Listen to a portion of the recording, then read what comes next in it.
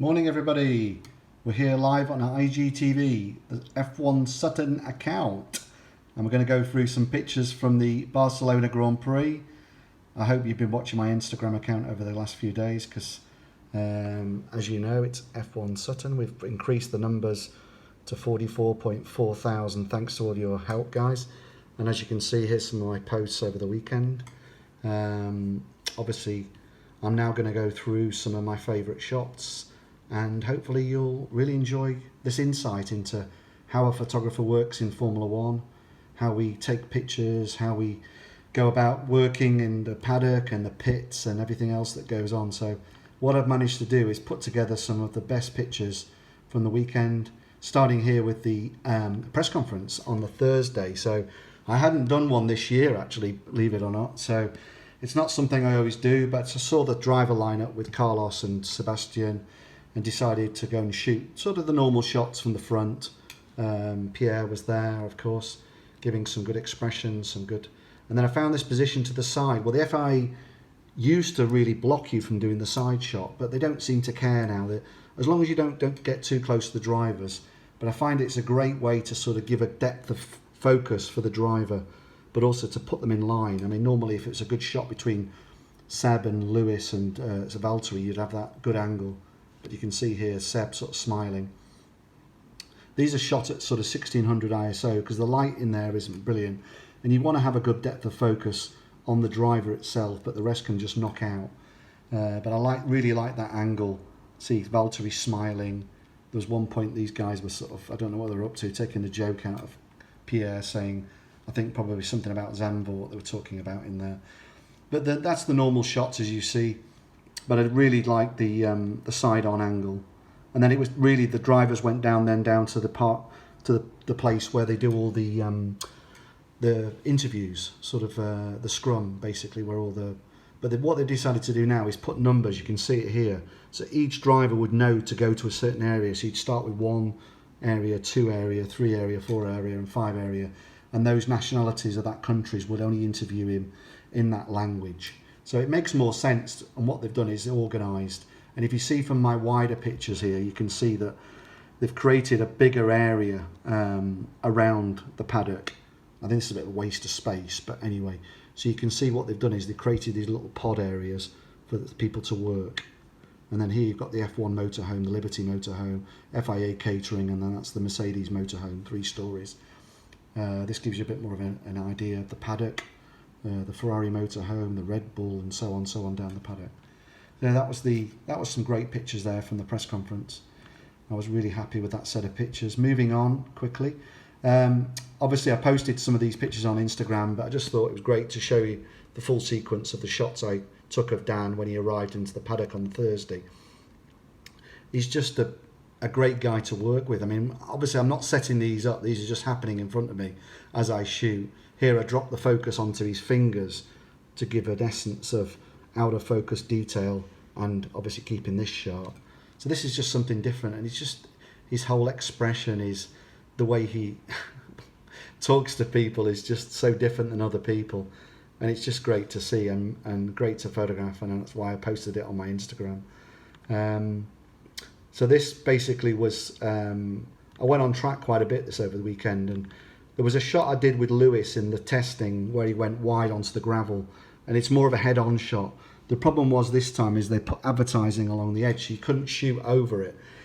So the only angle I could really see was just doing this rear shot, and you can see here that one of the Williams has gone slightly wide, but generally you're just looking for the driver to clip the curb and pick up those stones, and that happened to the Ferrari. So Seb came in really wide, and just as you can see, the tyre marks have come along here, and he's clipped the stones. They'll flick up now, you'll see in a minute.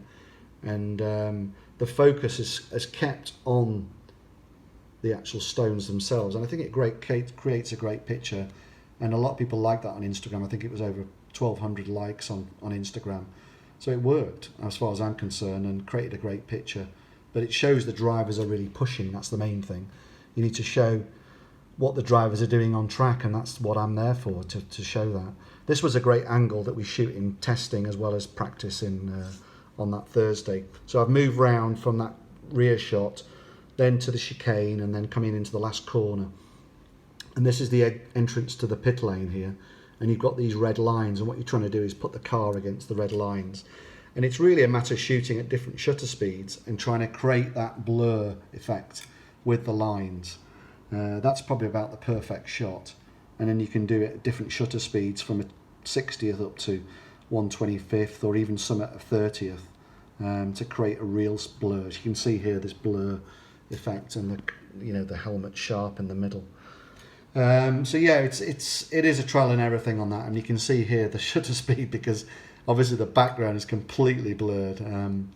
But I really like that angle, and I'll be probably doing some more during the testing over the next couple of days here in Barcelona. That's why I've stayed out. This was a great moment. Yeah, you're not seeing a Ferrari here, you're actually seeing a Mercedes, believe it or not. This is the red Mercedes, so obviously the KERS system is switched on. The mechanics cannot go around the car or touch it. They've put these sort of wires around to stop people going around, and then they put the warning light above the car, which reflects on the silver. And I went past and I double taked at first, because you want obviously to see new pictures, and this was a great moment to see the all the red on the Mercedes silver glowing red. It's amazing. I couldn't believe it when I saw it. I just had to get some pictures, and this is the one I posted on Instagram, which basically shows the car from the front with all the red on it. Obviously it keeps changing exposure here, but you can see the 77. It's a shame you've got the coolants here on the left and the right, but I thought it was a great set of pictures, and yeah, I really loved that red. And then I was out again on FP3, decided to borrow the 600mm lens, which is a bit of a monster, but they've produced a new lightweight one, which is an amazing, so sharp, and you can use that with a 1.4, which is what I've done here. And what you're trying to do here is get the cars, again, as they go out wide. The gravel is quite far away, but you can see some cars have gone out wide here on the gravel and the rumble strip.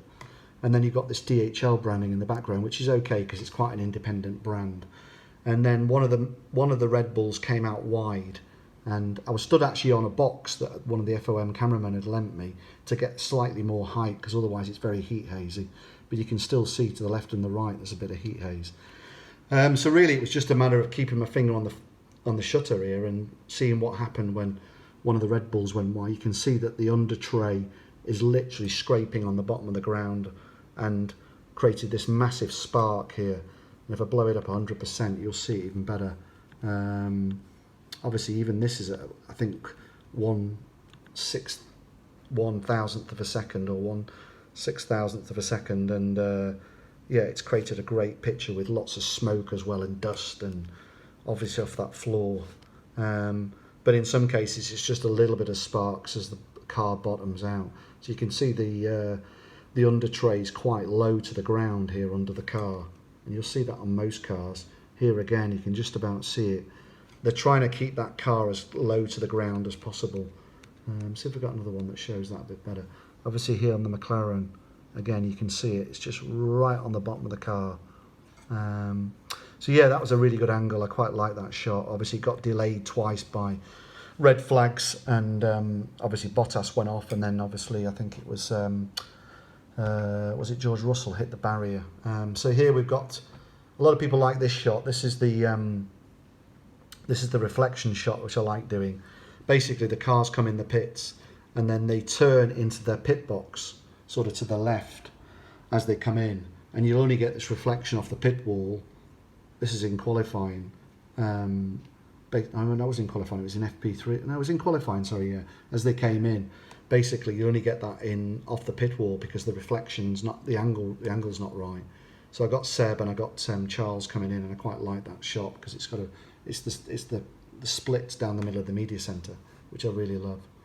So yeah, and that was one of